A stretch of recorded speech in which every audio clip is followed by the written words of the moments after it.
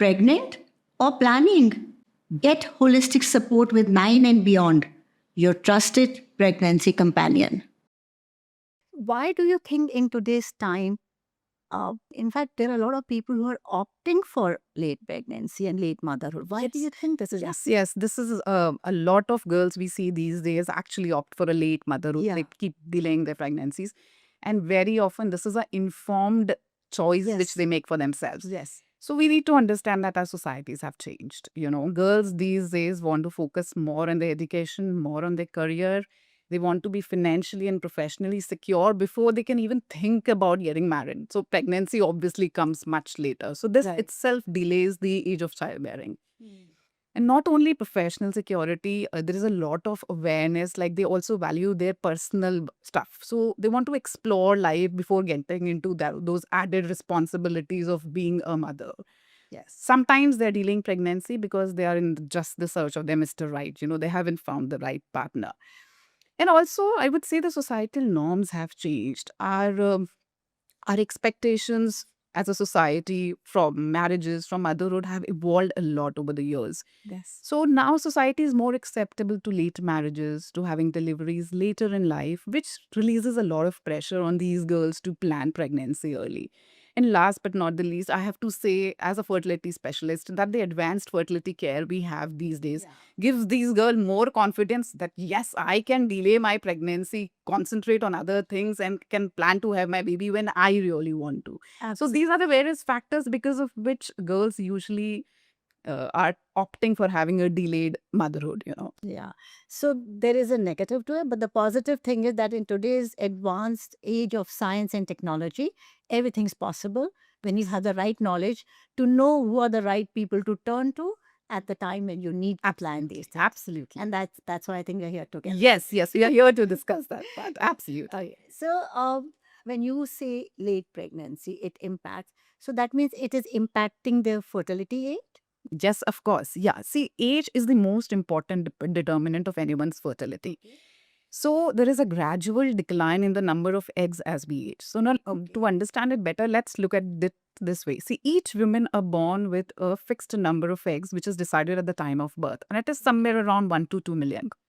But once a girl is born, there is a gradual decline in the number of these eggs. So by the time we reach our puberty, it has already fallen to 3 to 5 lakhs. And the constant decline is going on, but the decline becomes pretty fast once we cross the age of 35. And by the time the girls reach menopause, practically all the eggs are over. And not only there is a decline in the quantity, most importantly, there's a decline in the quality also. So when the eggs are young, they're more likely to give you a healthy pregnancy, a successful pregnancy. But as eggs age, they're more likely to have genetic abnormalities, which makes it difficult for a girl to get pregnant. Even if they get pregnant, the chances of having a miscarriage is very high. And also the chances of having an abnormal child with chromosomal anomalies like a Down syndrome or Turner syndrome is very high. So that is the reason why we keep stressing upon age and the 35 number, that do it early. Like that is where the age factor comes into play.